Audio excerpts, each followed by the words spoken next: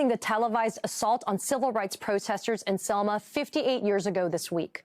The white activist, who was also a wife and mother to 5 children, was so disturbed by the images of Bloody Sunday that she left her home and her family in Detroit to join protesters in Alabama.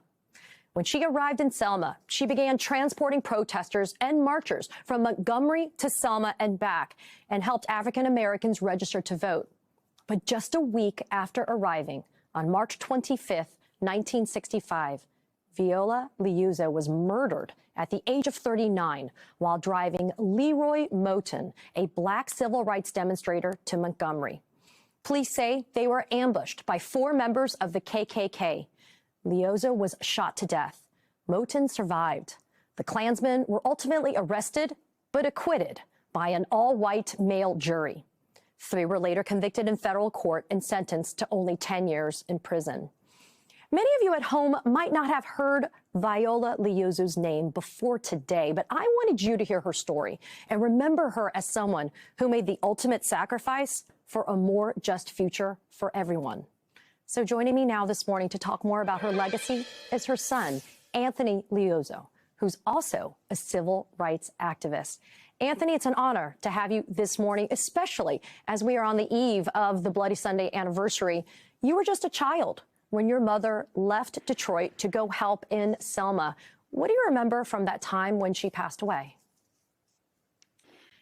Well, it was one of the most difficult times of my life after we had learned about it. But Mom was always helping people. She did whatever she could. If somebody was in need, she would be there. And that's the way she lived. So it wasn't surprising to us that she went down. She would call us every night, told us what was going on. She was excited to be down there, and she was working in the medical tent and doing whatever she could to help the demonstrators. She gave her car up to be used from the day she got down there. She actually started ferrying marchers after the march, and that, as you know, had a terrible ending on it.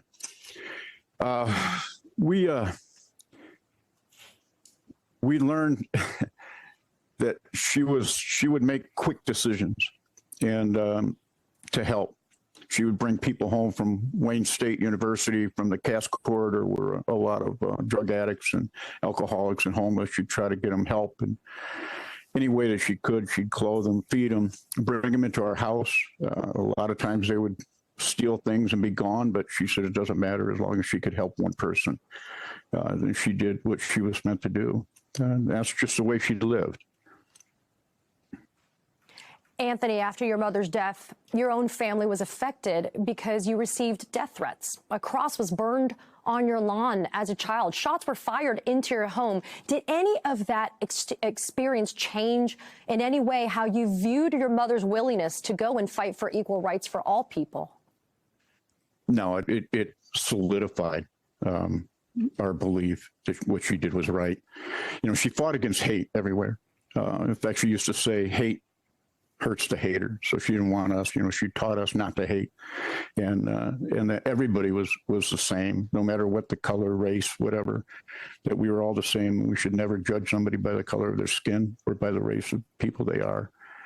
And she really hammered that home to us. So seeing all the hatred put upon our family,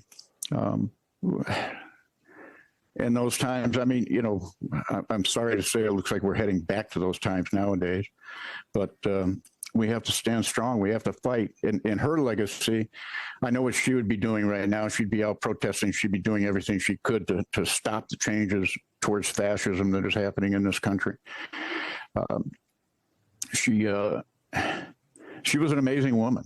I mean, she lived her life the way she died, and that's in the service of other people. That's all she wanted to do, and we knew it.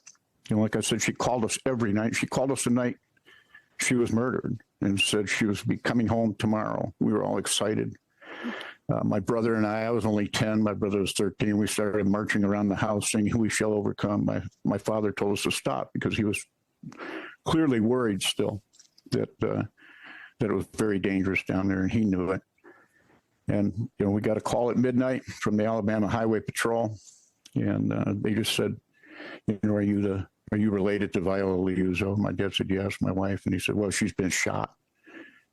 And he kept asking, you know, how is she? What's going on? Is she all right? Is she all right? And they came back on the phone and said, she's dead. And then they hung up. And the press were outside waiting. They had notified the press before they notified the family. So as soon as the lights came on and they heard the commotion in the house, they were up at the door, knocking on the door, trying to find out, you know, wanting to interview us. And it was just a terrible time. I mean, it was like I was in a fog and a dream for weeks thereafter. My little sister coming home from school had people in the neighborhood throwing rocks at her and sticks. These are adults calling her an N-lover and your mother was a whore. And I mean, it was just horrible. They dumped garbage on our lawn. They burned crosses, as you said, and shot bullets through our windows. They tried to storm the house and break into the house. We lived with armed guards 24 hours a day for 2 years. You know, it took its toll on the family.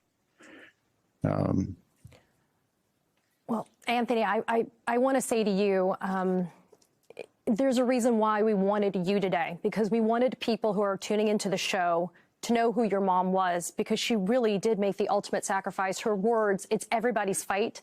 It resonates not only with me, but with millions, because that is exactly the case. It's everybody's fight. And I want to say thank you to your family and to you for sharing the insight and letting us have a glimpse more personally into who your mom, Viola Liuzzo, was. Thank you, Anthony, for joining us this morning. I appreciate it. Thank you, Katie. Thank you very much.